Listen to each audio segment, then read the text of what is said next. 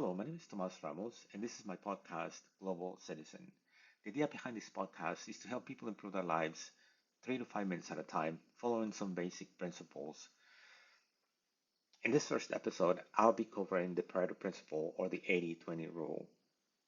In this episode, I'll be covering what the Pareto Principle is, 3 different areas of your life that you can apply this principle to, and in the end, what the Pareto Principle is not.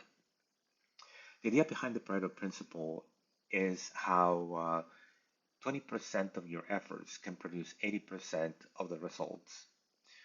This idea was first presented by Vilfredo Pareto, who was an Italian economist who first noted in his garden how 80% of the healthier peas were being produced by 20% of the pea pods. He went on to observe how even in his country, 80% of the wealth was owned by 20% of the people. This principle keeps on showing up in different areas of our lives, and these are 3 different ways in which you can apply it to yours. One of the things that I often find myself having trouble with is cleaning the house. I notice, for example, that if I try to do general cleaning, I end up being overwhelmed and not with a clean house after I spend hours and hours trying to do multiple uh, cleaning jobs around the house. Instead, what I do is section the house into different areas and tackle each one, always starting with the one that takes the most priority or the one that I believe is the most important or that is going to make the most difference for me. When I follow this principle, I work cleaning the house or an area of the house for about an hour and a half. And when I do that 2 and 3 times during the week, I end up with a cleaner house than if I would have tried to clean it all at one time, which would have not have made a difference. Another area of my life that I keep on using the Pareto principle is when I study. I notice, for example, that when I have a seminar that I'm attending or if I'm preparing for a project, I tend to see that 20% of the materials that I need to read that are most important is what I need to pay attention the most.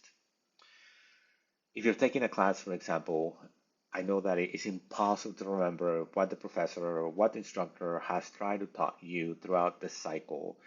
And the best thing to do is to come up with a study guide. And even if the professor didn't provide one, you can always do one for yourself.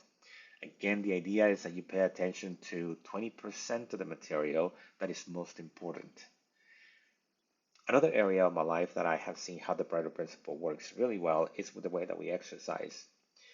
Have you seen oftentimes how people who are trying to exercise and do not have a plan to follow, we end up trying to do all kinds of exercises and not really being able to change the outcome of what we want to look like if we're trying to lose weight or trying to be more fit overall. Instead, what I tend to do is section off the different parts of the body that I want to attend to working out on each day of the week. And when you do that, you maximize the efforts and you will end up with far greater results. In the end, what the Pareto principle is not is something that we have to remember that hard work and dedication is not to be overlooked. And sometimes, or many times, 100% of the effort will give you 100% of the result. And there's nothing wrong with always working hard and putting 100% of the effort for 100% of the result. However, the idea behind the principle is that when you're more thoughtful and conscious about the way you're spending your time and the way that you are carrying a task, in many occasions, 20% of your effort, in fact, will give you 80% of the results.